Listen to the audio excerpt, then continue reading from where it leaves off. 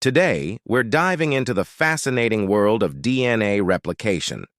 Simply put, it's the process where the genetic material in our cells gets copied. Now, you might wonder, why is this so important? Well, think of it as the ultimate cell photocopying machine. It's how our bodies grow, repair, and even make new cells. Before we dive into the details, let's start on a brief journey through history to uncover how scientists unraveled this fascinating mystery. Imagine DNA as a twisted ladder. Each rung is made of pairs of chemicals, like steps in a staircase. This structure is called a double helix. It's like nature's own spiral staircase, but instead of going up or down, it's carrying the code of life. Now, isn't that cool? Now, here's where things get really interesting. These chemical steps, or base pairs, always match up in a specific way. A with T and C with G. It's like a genetic puzzle where only certain pieces fit together. All right, picture this. The two sides of the ladder are like a pair of parallel roads, but they're going in opposite directions. One side reads from top to bottom, while the other reads from bottom to top. Meet the superstar of DNA replication, DNA polymerase. It's like the builder on a construction site, stitching together new strands of DNA using the existing ones as a blueprint. Next up, we have DNA helicase.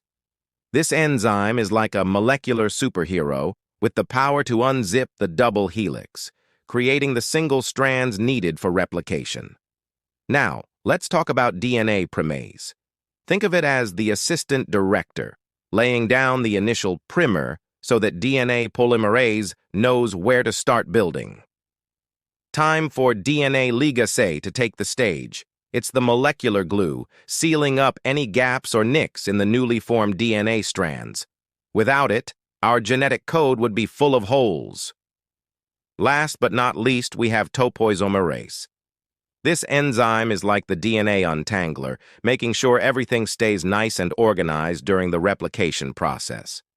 These enzymes are like the backstage crew of the DNA replication show, working together to ensure everything runs smoothly. Here's how the DNA replicates. The cell recognizes a specific spot on the DNA known as the origin of replication, where the process kicks off. Imagine the DNA strands starting to unzip, creating a bubble-like structure. This is where the action happens. One of the strands, known as the leading strand, gets synthesized continuously. It's like a smooth, non-stop ride. Now think of the lagging strand as a winding road. It's synthesized in shorter stretches called Okazaki fragments. It's like building a road in sections rather than all at once. These are like the bricks used to construct the lagging strand road. They're small pieces that DNA polymerase puts together. Just like a traffic sign signals the end of a road, termination signals indicate the end of the replication process. The cell knows it's time to wrap things up. Once the job is done, the machinery involved in replication is disassembled, leaving behind two complete DNA molecules. Let's hop into the time machine and travel back to the 1950s. In this experiment, Messelson and Stahl used a brilliant technique to prove that DNA replicates in a semi-conservative manner. Picture them as scientific detectives on a mission to uncover the truth. So why is this discovery so significant? Think of it as having a master plan for genetic stability. Semi-conservative replication guarantees that every new DNA molecule has a mix of old and new strands, maintaining the accuracy of genetic information. Mismatch repair. Think of this as the DNA spell checker. It's the system that scans DNA for any mismatched or incorrect bases and fixes them to ensure accuracy. Excision. Repair. This is like the DNA repair toolkit. It's responsible for patching up any damaged sections by cutting out and replacing the faulty parts, like a handyman fixing a broken fence. Telomere maintenance.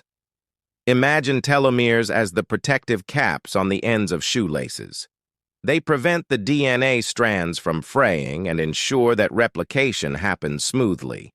Cell cycle control. Picture the cell cycle as a well-organized schedule. It dictates when and how often DNA replication occurs, making sure everything happens in the right order. These are like security checkpoints in a high-stakes operation.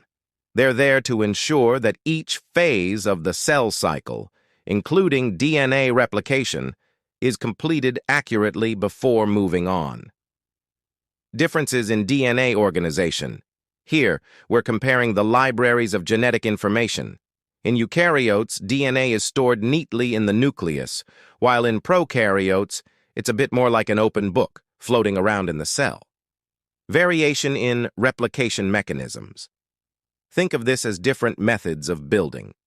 Eukaryotes have a complex replication process that happens in multiple stages, while prokaryotes tend to go for a more streamlined approach.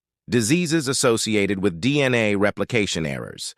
Imagine this as the medical detective work. Sometimes mistakes in DNA replication can lead to serious health conditions. We'll explore some of the diseases linked to these errors. This is like precision medicine for cancer.